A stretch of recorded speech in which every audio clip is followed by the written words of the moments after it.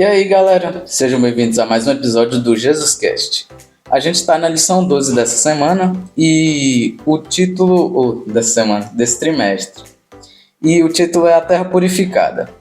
O texto-chave se encontra em 2 Pedro 3, versículo 10. Diz assim: Porém, o dia do Senhor virá como um ladrão. Naquele dia os céus passarão com grande estrondo, e os elementos se desfarão pelo fogo. Também a terra e as obras que nela existem desaparecerão. Bom, a gente vai falar um pouco sobre o momento em que depois da volta de Jesus, no caso, como diz aqui, que a terra será purificada, né, que a gente vai estar nos 1000 anos, 1000 anos. Para julgar o pessoal que não foi para o céu. Enfim, vou apresentar aqui quem está com a gente. Estamos aqui com Renatinha Gundim. Ei, pessoal. Diego Reis. Oi, pessoal. Amanda Figueiredo. Oi, gente. Guilherme Dória. E aí, pessoal, tudo bom com vocês? Lulu Oliveira. Oi, gente, tudo bem? E a convidada dessa semana é Anne Cristine. Ela é de Floresta Azul, da base da Potência Team. Oi, tudo bem com vocês? Meu nome é Anne Cristine, eu tenho 17 anos, sou da base Potência Team e venho de Floresta Azul. E estou muito feliz de poder estar aqui participando com vocês. Vamos lá? E quem está falando aqui com vocês é Lucas Adriano. Então, a lição dessa semana vai falar da terra purificada. A gente sabe que depois do milênio a terra será renovada, mas nessa ocasião também os ímpios serão destruídos. E a destruição deles não é uma imagem boa e a gente ficar imaginando como que eles vão estar, né? No entanto, esse ato é necessário para que o pecado seja de uma vez por todas erradicado da terra, né? Permitindo assim que vivamos em paz e felicidade por toda a eternidade. E a gente sabe que o amor de Deus por nós e pelo ímpio irredimível é muito maior do que a gente pode imaginar. Deus não deseja destruir ninguém. Por isso, ele tem esperado tanto para que todos tenham a oportunidade de se arrepender e mudar. Durante o milênio, né, que é um período em que nós comprovaremos a bondade e a justiça de Deus, a gente vai estar ali julgando os seres humanos. Nós teremos a oportunidade de fazer perguntas e entender o motivo da decisão divina e testemunhar a Deus, provando da sua bondade ao universo. A primeira pergunta que eu faço é se você já sonhou com esse momento e qual seria a primeira coisa que você perguntaria para Deus? Sim, fico muito animada, porque depois da terra será purificada e seremos felizes ao lado de Jesus. Eu não sei se essa seria a primeira coisa que eu perguntaria, mas provavelmente iria querer saber onde estão os outros mundos e se os seres que vivem neles são como nós, seres humanos. Eu acho que o maior sonho de todo aquele que conhece a verdade é de realmente poder estar no céu junto a Cristo, o que também é o meu sonho. E qual seria a minha primeira pergunta para Cristo é um pouco difícil, porque escolher uma dentre todas. Porém, uma coisa que eu sempre quis saber, desde que eu era criancinha, era quem era meu anjo da guarda e por que ele foi escolhido para mim. E eu acho que essa vai ser a primeira pergunta. Eu já sonhei com esse momento várias vezes, porque minha mãe gostava muito, né, de falar sobre isso em casa. E assim, a primeira coisa que eu perguntaria é como ele criou o mundo, né? Tipo assim, como ele teve a ideia, por que ele tomou essa decisão. Eu sonho sim com o milênio, né? Porque eu tenho muitas perguntas que... Às vezes perguntas até que eu já tive boas respostas aqui na Terra, mas que eu quero ouvir, tipo, da boca de Deus uma resposta que seja concreta mesmo, sabe? Que venha dele. E, rapaz, eu não sei qual que seria a primeira pergunta que eu diria para ele quando eu chegasse lá, porque realmente tem muitas e selecionar uma que eu diria ser a mais importante, eu não sei qual, mas tem até bastante coisa que eu gostaria de perguntar para Deus quando eu chegasse lá no milênio. Se eu chegar, né? Fé em Deus, estamos por lá. Assim, se fosse para perguntar alguma coisa para Deus, né? De curiosidade como é saber de tudo. causa da onisciência que ele tem. Eu queria saber, tipo, como é que é, porque, tipo assim... Onisciência, onipresença também, né? tipo, Está em todos os lugares. Não, mas o fato dele, tipo assim, conversar com uma pessoa e já prever até mesmo o que ela vai falar, desse tipo de coisa. Isso não daria muito certo com a gente, né? Já pensou se a gente soubesse o pensamento das pessoas? Sem mesmo saber o que Se a gente deduzir. soubesse isso, não ia ter nem por que ter diálogo, né? Exatamente. E você? Bom, Qual é a primeira tipo pergunta? assim, não, a primeira pergunta tem um monte. Tem um por que ele não decepou a cabeça de Eva, de Adão e de outras pessoas. E eu tenho um bocado de perguntas pra fazer, assim. Eu não sei qual que eu começo, não. Mas sobre o sonho, eu já sonhei também muitas vezes e, tipo assim, foi bem da hora. E assim, por milhares de anos, as pessoas têm ensinado uma coisa errada a respeito do inferno, né? Muitos retratam o inferno como um lugar terrível de tormento que vai ficar o tempo todo queimando ali, né? E outros já transmitem uma visão engraçada desse lugar, como a gente já viu em vários filmes, até em piada a gente... Tem pessoas até que falam assim, chegar lá no inferno você vai ficar com um capetinha do lado pra te torturar. Te espetando. Ou então os caras falam que vai ficar lá sentado olhando as mulheres lá, o negócio lá dançando, vai. Tomando cerveja e não sei o quê. Já ouvi piada desse Jogar tipo. troco com capeta. Já ouvi. Eu já ouvi até gente dizendo que a pessoa, quando chegasse lá, ia tomar o lugar do capeta. Então, são coisas que a gente desde criança, né? Na verdade, a gente fica imaginando isso. Então, eu queria saber a visão de vocês do inferno, né? Antes de conhecer a Bíblia. E a pergunta aqui fala que se ela continua a mesma ou mudou a partir desse conhecimento. Mas eu tenho certeza que mudou a partir do momento que você conheceu a Bíblia. Eu acho que o inferno é o lugar onde os ímpios, anjos maus e o inimigo morrerão. Eu acho que haverá um fogo em que acabará com todos aqueles seres maus. Cara, há um tempo atrás, eu diria que o inferno, ele era um lugar assim, chapado de fogo, de lava, e que Satanás ficava num troninho lá, só comandando as coisas. E aí o povo vai morrendo e aí já vai vendo quem vai pra lá, quem não vai. E o povo vivia lá, até que uma hora assim, eu achava que o povo ia ser queimado lá mesmo. Só que depois do conhecimento da Bíblia, né, a gente vê que o inferno não é bem assim, que Satanás não está no inferno, na verdade ele está perambulando, né, pelo mundo, entre nós, tentando as pessoas e não no controle do inferno. Então, sim, meu ponto de vista sobre o inferno mudou bastante. Sim.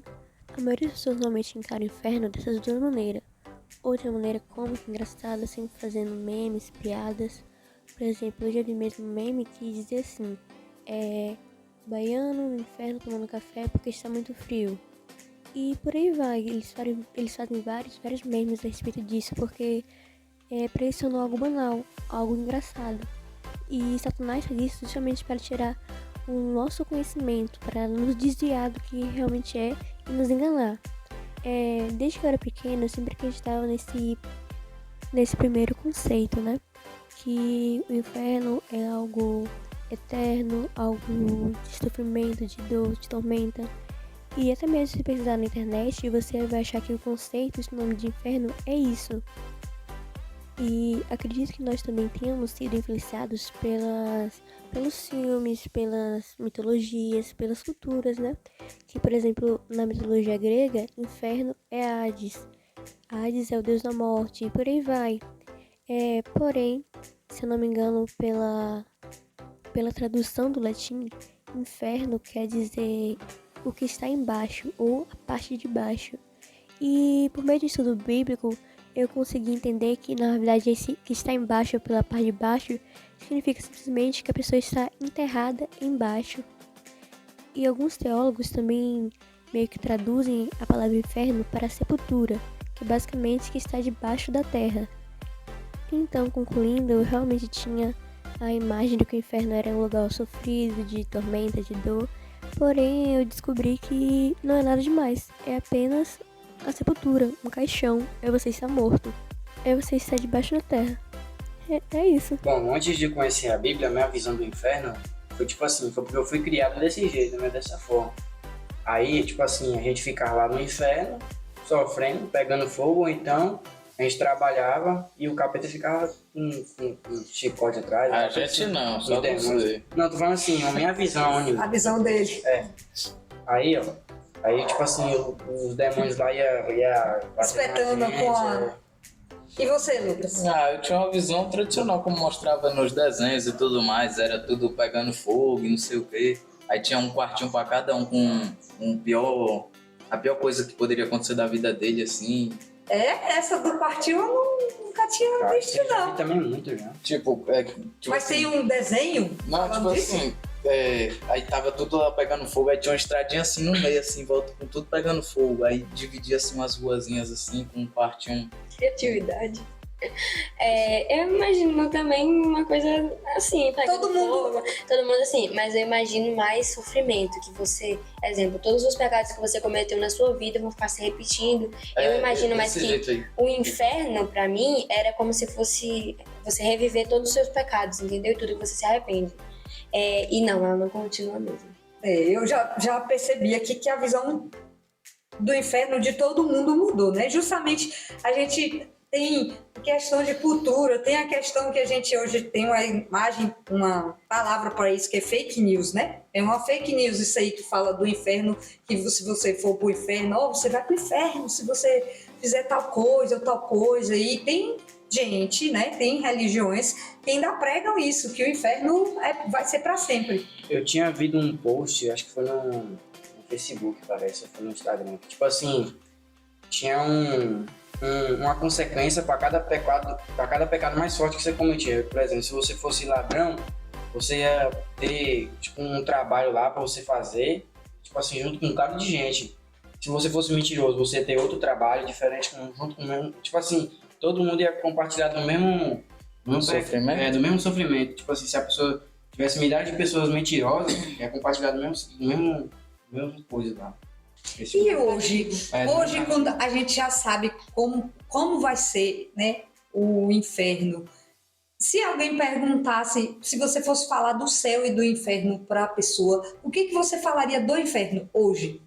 Se te perguntasse, porque já falaram com a gente um bocado de coisa, né? Bom, hoje em dia eu falaria, tipo assim, que o inferno não existe.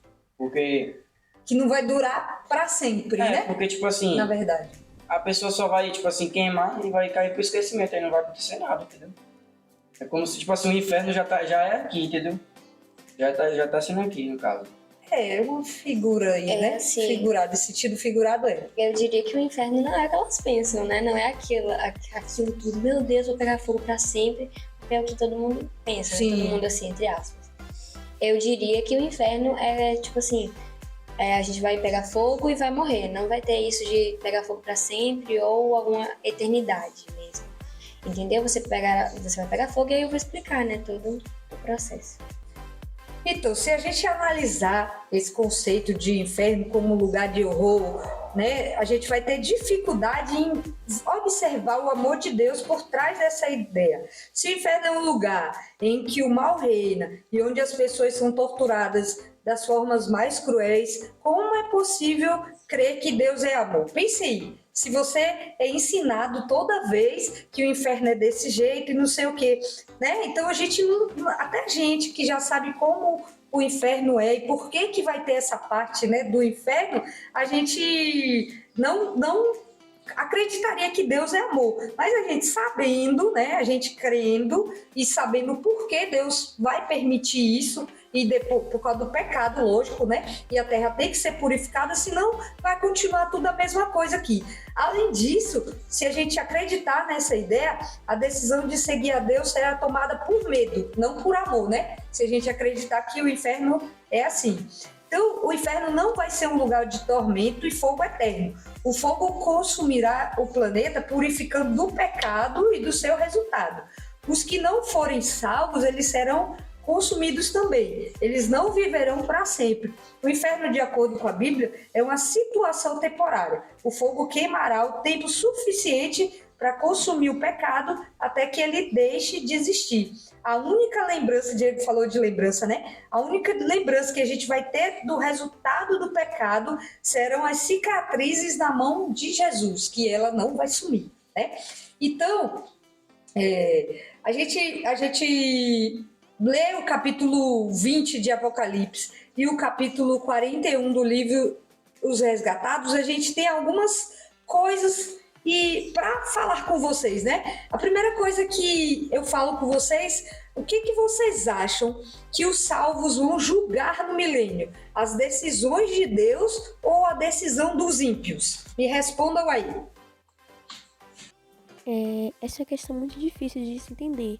Porém, quando eu era pequena, eu sempre perguntava pro meu pai: o que a gente vai fazer tanto lá no céu que a gente vai demorar mais de 1000 anos? E ele falou que a gente vai ter tempo de fazer tudo, mas a gente vai estar lá esses 1000 anos justamente para julgar. Mas julgar o quê? Então, quando se perguntou a decisão dos ímpios ou a decisão de Deus? Bom, primeiramente, a gente vai julgar a decisão de Deus. Que Deus, ele esteve julgando os ímpios ao longo de vários e vários séculos. Então a gente vai ver se esse julgamento foi verdadeiro, se aqueles que morreram, que não foram salvos, realmente não foram salvos por motivos justos. Então, além de a gente julgar a decisão de Deus em relação a eles, a gente vai julgar a decisão deles, do porquê eles não foram salvos. Bom, antes de encerrar, gostaria de ler um pedacinho da lição de quinta-feira, que diz assim: atualmente, há muitos meios de entretenimento apresentando releituras de histórias conhecidas, dando ênfase ao passado dos vilões, como se a chave para compreender o comportamento deles estivesse nas injustiças que eles sofreram antes de se tornarem assumidamente maus. E isso é meio que uma estratégia do nosso inimigo para nos fazer sutilmente duvidar da decisão de Deus. Por exemplo, ele não foi salvo porque ele matou, mas ele matou porque quando criança ele foi abusado. E isso é uma estratégia de Satanás da qual nós devemos ter muito cuidado, porque essa é uma maneira de nos fazer duvidar de Deus. E lá no finalzinho da lição de quinta-feira diz assim: a verdade precisa ser analisada sem qualquer contaminação com o erro. Então nós devemos tomar muito cuidado com aquilo que assistimos, com aquilo que lemos, para não acabar nos influenciando ao erro. Os salvos julgarão a decisão dos ímpios. Eles serão a união de Cristo. Se eu não me engano, o que a gente vai julgar vai ser as decisões divinas, né, na verdade. Por que Deus tomou tal decisão, né, com tal pessoa e tudo mais. Bom, assim, quem viu na parte de quarta-feira diz que a gente vai julgar os ímpios e também as decisões divinas, mas julgar as decisões divinas, de certo, entre aspas, porque não é que a gente vai julgar a Deus assim, as decisões dele. Ele vai nos mostrar que ele é justo e por que ele deu aquela sentença para cada um. E é justamente ao contrário do que Satanás quer que a gente acredite, né? Que Deus é injusto e tal. E quando a gente estiver julgando, né? Vamos colocar realmente entre aspas, a gente vai ver toda a bondade de Deus, toda a espera de Deus, né? Todo o tempo que ele deixou que para as pessoas se arrependerem, e realmente a gente vai lá ver que só ficou os pecados as pessoas não se arrependeram. É isso? Nosso texto-chave fala de uma promessa. Qual é essa promessa? E vamos falar mais abrangente sobre isso. A promessa que está sendo tratada ali é sobre a volta de Jesus, né? Jesus virá como um ladrão, ninguém saberá. E com isso está querendo dizer que ninguém vai saber nem o dia e nem a hora que Jesus vai vir. A promessa da volta de Jesus. Tudo que está descrito em Apocalipse acontecerá, que depois de tudo que haverá de triste, terá um novo céu e uma nova terra, e tudo será transformado. A promessa é que ele vai vir, né? Que ele virá como o quê? Como ladrão. Por que tá aí falando que ele virá como um ladrão? Porque ninguém sabe o dia e a hora. Tipo assim, o ladrão não vai avisar quando vai entrar na sua casa. Porque, tipo assim, se ele te avisasse, você já ia se preparar antecipado. E, tipo assim, ele quer saber se a gente tá sempre em comunhão, entendeu? Exatamente, ele arrasou aí na resposta. Deus, ele não quer que a gente, de uma certa forma, se preparasse sabendo que ele voltaria. Por isso que ele fala que nem o filho dele sabe, né? Então, Jesus, ele vai vir como um ladrão, vai pegar todo mundo de surpresa. Entre aspas de novo, é por isso que pai deixa logo um porrete ali atrás da porta, para se preparar para caso um ladrão entrar. Né? Na vida espiritual é a mesma coisa. Exatamente. A gente deve ficar preparado e a gente lembra da parábola, né? Que tinha as virgens lá, tinha 10 virgens, mas só 5 estavam com azeite suficiente quando o noivo chegou. E se a gente olhar, todas elas dormiram, né? Vou falar disso aí agora, porque tipo assim, normalmente o povo esquece, fala que só 5 dormiram. Mas todas elas dormiram, só que quando acordaram, algumas não tinham azeite suficiente, né? E estava tudo escuro ali. Então, o nosso texto-chave fala que Jesus ele vai vir como ladrão e que a gente esteja preparado. E agora a gente vai lá para os nossos versos de impacto. Eu queria que a Amanda lesse aí Jó 40, 1 e 2. O Senhor disse a Jó: aquele que contende com todo o poderoso poderá repreendê-lo? Que resposta a Deus aquele casal o acusa? Malaquias 3:10 fala de uma questão muito importante aí, né? Que a gente no início pode falar assim, ué, mas o que é que tem a ver com a lição? Diz assim, Malaquias 3:10: tragam o dízimo todo ao depósito do templo, para que haja alimento em minha casa. Ponham-me à prova, diz o Senhor dos Exércitos, e vejam se não vou abrir as comportas dos céus e derramar sobre vocês tantas bênçãos que nem terão onde guardá-las. E por último, o Salmo 32:7. Tu és o meu abrigo e tu me preservarás das angústias e me cercarás de ações e de livramentos. Então agora eu pergunto para vocês aí, qual deles vocês gostaram mais aí? Bom, os versos de impacto não tem esse nome à toa, não é mesmo? E todos os 3 são versos que realmente me impactaram.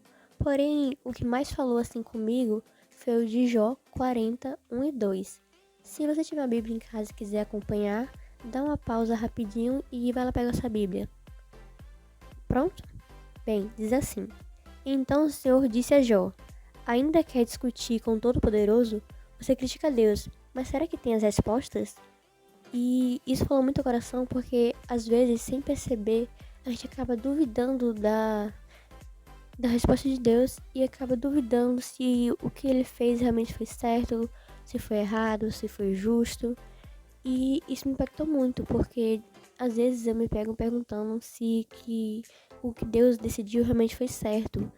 E, porém, aqui diz bem claramente: você critica Deus, mas será que tem as respostas? Eu não tenho as respostas, apenas o Deus Todo-Poderoso, aquele que sabe de tudo e vê tudo, que tem as respostas. Então nós devemos sempre confiar nele fielmente e apenas esperar, porque as respostas de Deus sempre poderiam ser entendidas com o tempo. Ou senão, você pode simplesmente perguntar a ele quando chegar ao céu. O meu foi Salmos 32:7. Tipo assim, ele fala que Deus vai me proteger, né, independente da situação, ele vai me cercar de ações boas, né, e livramentos, e tipo assim, ele vai me proteger também, independente de qualquer coisa. Em Malaquias 3:10 está falando sobre fidelidade. Aqui está dizendo que quando você traz o dízimo para a casa do Senhor, não vai ter uma vez que ele não vai abrir a porta para você, quando, né, for necessário, e que você vai ter tantas bênçãos que você não vai saber onde guardá-las. Eu gostei muito de Jó, no capítulo 40, porque a gente pode associar bastante a acusação que Satanás fez contra Deus. Sendo Deus também, tanto quanto um Deus de amor, ele é justo. E que ele nos mostra como ele é justo, tanto tipo no caso do milênio, que ele vai nos mostrar por que um ímpio morreu e esse tipo de coisa. Tipo, o que ele fez para ter tomado aquela decisão. Né? E lembrando que Deus, a gente está aqui ainda por causa da misericórdia de Deus. Porque já pensou se Jesus chega e volta amanhã? Então, algumas pessoas vão falar, poxa, mas eu não tive tempo de me arrepender. Olha o tanto de tempo que Deus já deu a um tanto de gente que, inclusive, já morreu, né? Nesse tempo todo, olha o tanto de gente que já morreu. E a gente fica, será que essa pessoa vai estar na Cidade Santa? Será que não vai estar? Né? Poxa, essa pessoa era uma pessoa boa, mas a gente não conhece o coração de ninguém. Então, no milênio, a gente vai saber, porque as pessoas, né, ímpias, chamadas de ímpias, não estarão no céu. Durante o milênio, a gente já até falou aqui, depois que Jesus nos levar para o céu, nós ficaremos ocupados, 1000 anos ocupados, revendo ou, né, julgando, não julgando, sabendo porque Deus não levou tais pessoas, né? Então, qual é para vocês o objetivo desse julgamento? Eu acho que o desejo de todo mundo que tem alguém que ama e que conhece a verdade é de poder falar dessa verdade para essa pessoa, para que ela também seja salva. Lembrando que o conceito de verdade é estar de acordo com o fato ou com a realidade. E qual é a nossa realidade como cristãos? Bem, como cristãos, a nossa realidade é o que está escrito na Bíblia. É o assim diz o Senhor. E temos que entender que verdade não tem nada a ver com religião, e sim com aquilo que nós sabemos da Bíblia. Se você for de religião, ou se você for de outra, isso não tem problema, porque Deus salva aqueles que seguem as suas escrituras.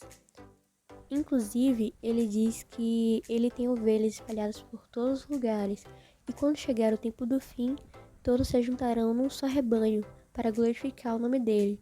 Que eu, você e a pessoa que nós amamos possamos estar todos juntos lá, esperando a sua volta. O milênio também servirá para fazermos todas as perguntas que quisermos a Deus, e Ele nos responderá de acordo com Sua palavra, mostrando para nós que Ele é justo. Para que a gente possa ver em que todas as medidas, né, que Deus tomar e do que as pessoas foram acusadas e tal, é porque Deus vai julgar e lá ele vai mostrar que todas as decisões que ele tomou, ele foi justo, né? Que com aquelas pessoas, as pessoas que muitas vezes a gente pode chegar lá no céu e ver uma pessoa que ia direto para a igreja, que era participativa, só que aí às vezes você não vê ela lá e você vai perguntar para Deus, Deus, por que essa pessoa não tá aqui? Ela precisa ser uma pessoa tão ligada a você. Aí Deus vai mostrar os pontos tudo certinho e vai ser um julgamento para a gente ver que Deus foi justo, né? A todo momento com o ser humano e suas decisões e tudo mais. É você, né, conhecer e saber o porquê algumas pessoas não foram para o céu. E é depois disso que lá na Bíblia fala, né? Depois que a gente conhecer essa decisão de Deus, que a gente vai chorar pela última vez, né? Então, depois disso que vem aquele verso lá, Deus enxugará dos olhos toda lágrima, porque vai ser a última vez que a gente vai chorar quando a gente souber que alguém que a gente ama não vai estar porque ele escolheu errado, né? Então, assim, sabendo que o tempo do fim se aproxima, né, que Deus vai destruir os ímpios, né, assim como ele fez com Satanás, qual é o pensamento de vocês em relação às pessoas que você ama, da sua família, seus amigos, e o que você pode fazer para que essas pessoas também sejam salvas? Você sabendo de tudo, depois dessa lição, como a terra vai ser purificada, o que vai acontecer aos ímpios, o que você vai fazer em relação às pessoas que você ama? Quero que todos os que conheço e amo sejam salvos. Acho que posso ajudar falando do Evangelho a essas pessoas e sendo testemunha do amor de Deus, para que assim elas vejam como seguir Jesus é bom e feliz. Eu fico preocupado, porque pelo menos por parte de mãe, a grande maioria da família, pelo que eu vejo, não está muito preocupado com a questão espiritual, né? E às vezes isso me preocupa até bastante. E o que eu acho que eu posso fazer para tentar trazer eles mais, prestarem mais atenção, né, em Deus e essas coisas, é fazer com que, não sei, até pelas minhas atitudes, demonstrar Deus, às vezes no meio de uma conversa ali normal, tentar implementar Deus e, sabe, falar mais de Deus para minha família. Eu acho que seria isso também. Eu acho que o desejo de todo mundo que tem alguém que ama e que conhece a verdade é de poder falar dessa verdade para essa pessoa, para que ela também seja salva. Lembrando que o conceito de verdade é estar de acordo com o fato ou com a realidade. E qual é a nossa realidade como cristãos? Bem, como cristãos, a nossa realidade é o que está escrito na Bíblia. É o assim diz o Senhor. E temos que entender que verdade não tem nada a ver com religião, e sim com aquilo que nós sabemos da Bíblia. Se você for de religião, ou se você for de outra, isso não tem problema, porque Deus salva aqueles que seguem as suas escrituras. Inclusive, ele diz que ele tem ovelhas espalhadas por todos os lugares, e quando chegar o tempo do fim, todos se juntarão num só rebanho para glorificar o nome dele. Que eu, você e a pessoa que nós amamos possamos estar todos juntos lá, esperando a sua volta. Bom, eu me sinto muito preocupado, né, com relação à minha família, as pessoas que convivem comigo e estão ao meu redor. E o que não só eu posso fazer, mas você também, até mesmo você aí que está assistindo, que está ouvindo o podcast, é falar de Deus para sua família, para os seus amigos, e mostrar Deus pelos seus hábitos cotidianos, guardar o sábado, devolver o dízimo. Testemunho, né? É. Testemunho fala mais alto do que você falar um bocado de coisa. Como Renatinha e Lucas disseram, testemunho e preocupação. Eu me preocupo muito com a minha família, que se eles vão pro céu ou não, porque assim, eu sei que Deus vai enxugar toda lágrima, mas eu acho que eu estaria com o coração partido se a minha família não fosse. E sobre o que eu posso fazer para que essas pessoas também estejam salvas, eu acho que eu posso, né, primeiramente o testemunho e falar, né, para elas, explicar, tirar qualquer dúvida que eu saiba responder. A gente está aqui chegando ao final, né, do podcast, e eu queria saber de vocês o que vocês mais gostaram ou aprenderam nessa lição, ou alguma coisa que foi nova para você, e o conselho, né, para outros adolescentes do que vocês aprenderam nessa lição e que eles podem praticar com outros adolescentes, com a família principalmente, que a gente quer ver nossa família no céu. Eu falaria para os adolescentes que eles devem acreditar no que está na palavra de Deus, e não em mitos e crenças que não estão de acordo, porque na Bíblia estão as coisas que Deus quer nos dizer para nos preparar, para que possamos morar juntos com Ele. Bom, o que mais me chamou a atenção aí na lição dessa semana foi a parte de terça, das curiosidades, que eu achei bem da hora. E a questão também teve uma parada aí que eu me confundi. Eu achava que a gente iria julgar os ímpios. Só que na lição eu vi que não é bem assim. A gente vai estar revendo e podendo julgar as decisões de Cristo lá no julgamento dos ímpios, né? Não é bem a gente que vai julgar os ímpios e tudo mais.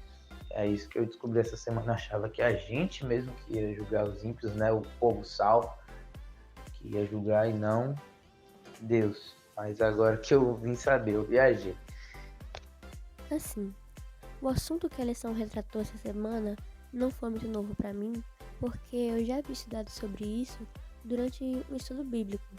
Porém, duas coisas que eu quero deixar para os adolescentes e que coincidentemente se encontram na parte de sexta-feira, diz assim. A primeira está lá no finalzinho da lição, acho que no penúltimo parágrafo. Diz assim: lembre-se, estar no céu ou no lago do fogo é uma escolha que está sendo feita dia a dia. Adolescente, saiba que a sua decisão de hoje influenciará a sua vida inteira. Então, tome cuidado nas suas decisões e sempre tente fazer aquilo que diz o Senhor. Sempre que tiver uma dúvida em algo, peça orientação a Deus, vá nas Escrituras e vê o que Ele diz sobre isso. Porque às vezes Deus já nos revelou alguma coisa e nós ainda estamos pedindo por revelação e nos perguntamos por que essa revelação não vem, sendo que isso já está escrito na Bíblia, nós já temos a resposta. E a segunda coisa se encontra na parte do com outros olhos, que é a frase de Benjamin Franklin, que diz o seguinte: o pecado não é prejudicial porque é proibido, mas é proibido porque é prejudicial. Saiba que nós não somos proibidos de pecar, nós não somos ameaçados para não pecar. Pecar ou não é uma escolha sua e minha. E quando diz que o pecado não é prejudicial porque é proibido, mas proibido porque é prejudicial, significa que Deus nos deu instruções para não pecar, não porque Ele é um ditador, e sim porque Ele quer o nosso bem. E quando nós pecamos, nós automaticamente sofremos, porque nossos pecados têm consequências ruins. Não importa o tamanho do pecado, sempre haverá uma consequência. É isso, espero que tenha entendido. Como nós dissemos aqui, o testemunho, pregar o testemunho para sua família, para os seus amigos, para os conhecidos e etc. E assim, o que eu mais gostei de falar sobre essa lição é porque assim, é um assunto que eu gosto de conversar, eu gosto de falar sobre esse assunto, porque é um assunto que para mim é confortável, entendeu? Eu gostei dessa lição porque fala sobre o período do milênio, né? E algo também que já reforçou meu conhecimento que eu tinha sobre isso. E a parte mais interessante que eu gostei aqui também foi da parte que falou sobre julgar, julgar, entre aspas, as decisões de Deus. Bom, eu tenho um conselho para vocês, tipo assim, sobre, tipo assim, vocês dar o exemplo, né, para sua família, ou então espalhar, ou então não, você tem que dar o exemplo e falar sobre, tipo assim, como que é a realidade do inferno, sobre como que é a realidade do céu, que não é como as pessoas pensam, né, e você também tem que dar, tipo assim, um testemunho, sair espalhando a palavra. Eu já escutei de uma pessoa, você falando aí, eu já escutei de uma pessoa que o céu vai ser chato, porque a gente vai ficar sem fazer nada o dia inteiro. Eu também escutei. Aí eu cheguei pra ele e falei, mas a gente vai estudar, a gente vai ler, a gente vai conhecer, né? Aí ela falou, mas você não gosta de conhecer? As pessoas do mundo inteiro. Pense aí, você junto numa cidade com as pessoas do mundo inteiro, você podendo conversar com todos os personagens da Bíblia. Montar e outra que, como disse Diego. E outra que você vai, tipo assim, você vai entender, né, as outras línguas, você vai entender tudo. Eu não sei qual vai ser a língua definitiva, mas se você vai entender todo mundo, né? Você vai poder conversar com pessoas e não vai ser uma baderna, entendeu? Vocês entendem, meu Deus, o que as pessoas brincar com os animais que hoje a gente fala que são selvagens. Bom, sim, comer de frutos. Sobre isso eu vou fazer também vários testes, porque tipo assim, não vai ser chato não, porque eu vou fazer vários testes, que eu não vou morrer mais, eu vou ver se eu consigo respirar na água, como que é. Pular no vulcão. Voar, vou poder... Eu imagino que eu vou trabalhar, tipo assim, plantar alguma coisa, tipo, fazer tipo uma roça mesmo. Exatamente. Tipo assim, colher, entendeu? A única coisa que a gente não vai fazer no céu é ficar parado, gente. Então tirem essa ideia da cabeça. E eu fiquei assim, eu não sabia nem o que responder pra pessoa quando ela falou assim, o céu vai ser chato, porque a gente vai ficar sem fazer nada. Eu, como assim sem fazer nada, gente? Aí eu comecei a enumerar e ela falou, como você sabe disso? Eu falei, estudando e compreendendo a Bíblia. Agora que vocês falaram aí, né, sobre isso, eu só consegui pensar que, tipo assim, quando eu ficava com medo ou pesadelo de alguma coisa, quando eu já sabia que eu ia ter pesadelo, eu ficava pensando em como seria o céu, aí começava a imaginar e depois falava no sono. Pronto. Então é isso, galera. A gente estudou aqui essa semana sobre a Terra Purificada. Espero que vocês tenham gostado. Queria agradecer muito a Anne, né, lá de Floresta Azul, da base Potência Team, que é uma base que a gente gosta, é uma base parceira. Mandar um beijo para Fran e para toda a galera da Potência Team aí. Bem, foi isso. Eu primeiramente gostaria de agradecer por poder participar deste podcast e poder compartilhar com vocês essas maravilhas que Deus nos ensinou, que Ele disponibilizou para nós. E gostaria de agradecer essa base maravilhosa por ter me convidado. Ela é uma base que eu conheci lá durante o Celebratim e que eles são muito, não tenho nem palavras para dizer, eles são perfeitos, maravilhosos, que Deus continue iluminando a vida deles, que eles possam realmente levar Jesus onde quer que eles forem. Eu estou saindo do Ministério dos Adolescentes porque já tenho 17 anos, mas eu espero que todos eles continuem nesse ministério, sempre falando o melhor, dando o melhor de si para falar de Deus às pessoas. Também gostaria de agradecer a minha base por ter me acolhido durante todos esses anos e agradecer a vocês que escutaram até o final esse podcast e que tudo que vocês ouviram aqui possam ficar gravados em suas mentes para a honra e glória de Deus. Que todos tenham um final de ano feliz, um Feliz Natal e que possam viver e compartilhar esse momento com a família de vocês. E lembre-se, se querem ver as pessoas que amam salvos, primeiramente devem conhecer a verdade e assim compartilhar a verdade com eles. E até mais! Então é isso, galera. A gente tá chegando no final do podcast aqui e semana que vem é a última lição, né, desse ciclo, porque a 14 já é outro tema, que é o nascimento de Jesus. E a gente não vai fazer o podcast, a gente vai fazer uns videozinhos para falar do nascimento de Jesus lá no nosso Instagram. Então fique ligado. Um beijo para todos vocês. Fiquem com Deus.